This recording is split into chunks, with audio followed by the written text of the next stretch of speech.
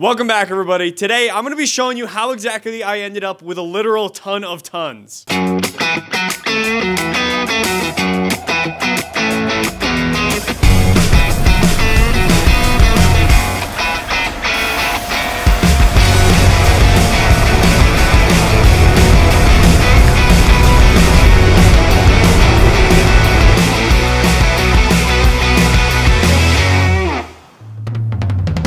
So recently, Jake and I took a trip to Las Vegas. I promise this relates to the Cherokee Resurrection Series. We took a trip out to Las Vegas for his birthday. That was the original intention, but we decided that this was a perfect time to hit up some junkyards. Where we live, there's not a junkyard within like a 4-hour radius where we can go in and pull our own parts to take home. So we decided that this was a perfect time to hit up as many junkyards as we could on our way to Las Vegas and while we're in Vegas. The goal was to find a few parts that I need for the Green Cherokee, for the axles. And Jake, he now has 1-ton fever like me. He said if he could find the right axles, the axles that he wants, a 14 bolt for the rear and an 05 plus Dana 60, he would be buying them for his Wrangler. So I couldn't say no to that. That sounds like a good time to me. So this video, I planned on filming. I didn't get to film as much as I wish. So this is why I'm kind of doing a narration, if you will. But I will be showing you the clips that we did get. So Jake and I left work and we drove the 10 hours to Flagstaff, Arizona. Flagstaff isn't 10 hours from us, but we were driving to Cherokee. We got to Flagstaff around 2 a.m. and camped at Cinder's OHV area, an area that Ash and I actually visited back in 2023. It's an amazing area. Definitely go check it out if you can. But for this trip, we were just passing through and just camping here. Early in the morning, we headed into the Flagstaff junkyard to see if they had any parts that we needed. And this junkyard did not disappoint. So we're here at our first junkyard of the day. We're here in Flagstaff, Arizona.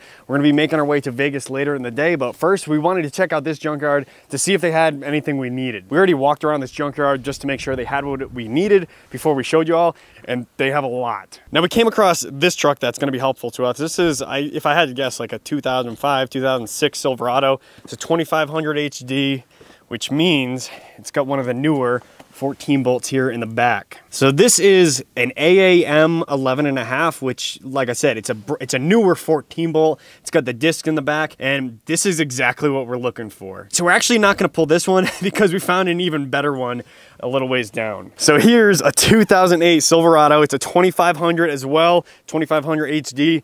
It's got the same axle in the rear from what I know, and we're gonna be pulling this one out. So like I said, same thing. It's a AAM 11.5, full floating rear axle, 8 lug. We're gonna be pulling this one out because it's a little easier to get to on this truck. And then after this, we'll be going to look at the Fords and see if they have anything else we need. Rear axles are much quicker to pull than fronts. There's not much to them. U-bolts, shocks, brake lines. The drive shaft on this one was already removed, so it made it that much easier. The difficult part is getting it out from under the truck and onto one of the little junkyard carts we have here, especially for 2 little guys like us. This is a 500-pound axle, so it was not easy by any means.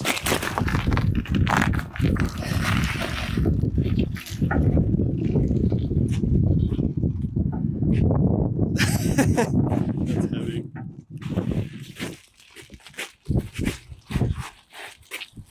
Hope the Cherokee can do it. I hope you can help me. After getting it onto the cart, we didn't even want to think about getting it into the back of Jake's Cherokee. All right, we threw everything else back in here, but we're able to fit one 14 bolt so far into here. Oh, what a good deal. Yeah, so we picked that up for $296, which is a pretty good deal for a 14 bolt, a newer one especially, in my opinion. I think I forgot to mention as well, this isn't for the Green Cherokee, this is for Jake's Wrangler. We did get some carnage when we were loading it up. But thankfully we're at the junkyard. We shoved that thing into the back of Jake's Cherokee. It was a very tough job. That AAM 10.5 weighs a lot. Jake's Cherokee was squatting a little bit. We actually blew a shock on the way to Vegas. But anyways, we left Flagstaff and we didn't find any parts we needed for the Green Cherokee, but hopefully they had what we needed in Vegas. At least Jake got an axle in Flagstaff. Going to Flagstaff wasn't a waste of time. We drove 4 hours to Vegas. It's a beautiful drive. We got to see the Hoover Dam, which I've been there 3 times now. It's amazing there. It's really cool to see. We got to Vegas, got to have a good time that night. And in the morning, the next day, we got to go to 3 junkyards. So we're in the Las Vegas junkyard today, and we just found some goods. We just came in, a lot of cool trucks here. I believe this is a 13 Yeah, 2013 F350. And this has an 05 plus Dana 60 in it. So we're gonna be grabbing this.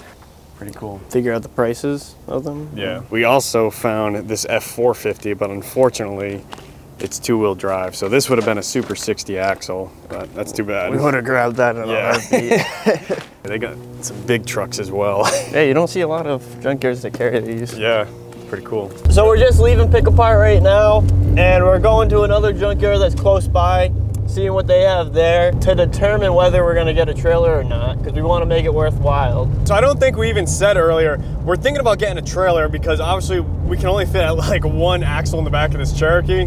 And it's very uncomfortable right now. Yeah, because Jake has his seat like literally all the way forward so it can fit. Now there's at least 2 other junkyards that we can go check out.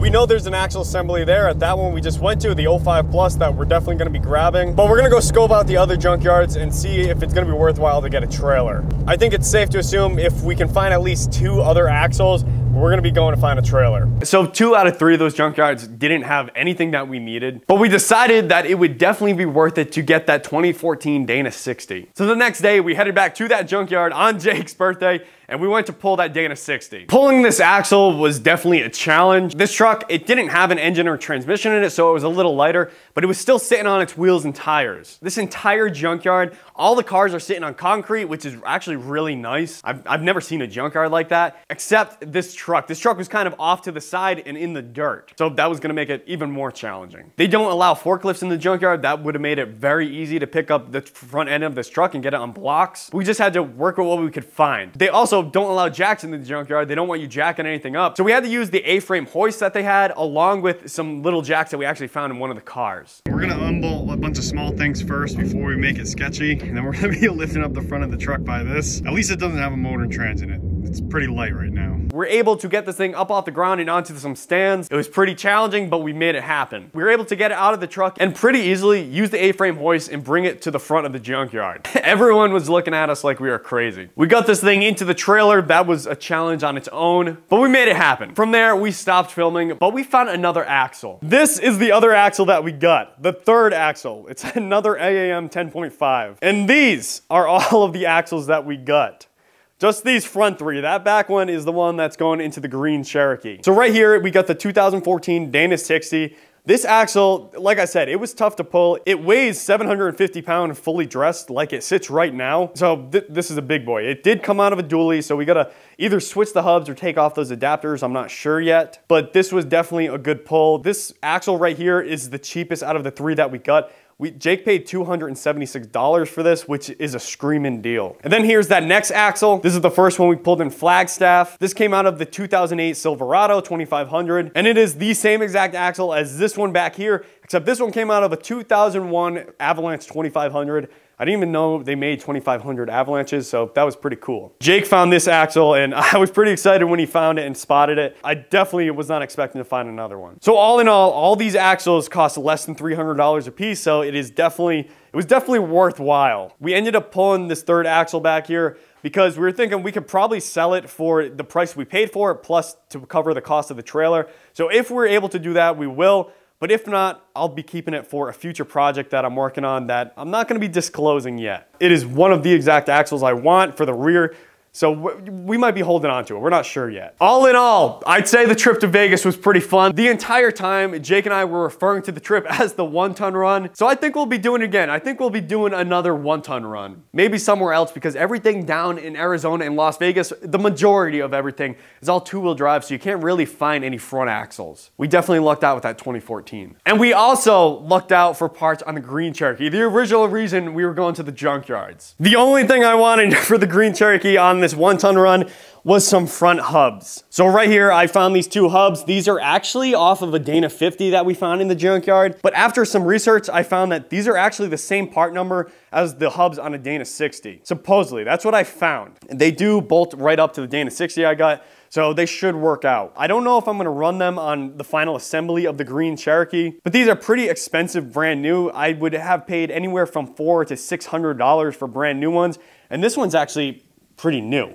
They both feel really good, so they're at least going to work for mock-up of the Dana 60 and the wheels and tires and whatnot, and so we can move it around once this thing can move. But maybe in the future, we will be getting some new ones. I'm not sure yet. At least for now, we saved some money. I paid $22 for both of these together. I'm pretty excited about that. We're gonna be able to move forward in the build now and not have to fork out $400 to $600 on some front hubs. All in all, the one-ton run did not disappoint. I know this video is different from the rest of the Cherokee Resurrection series, but I still wanted to share this with y'all. We had a lot of fun in Vegas and going to all these junkyards for all these parts. And I think we'll be doing it again.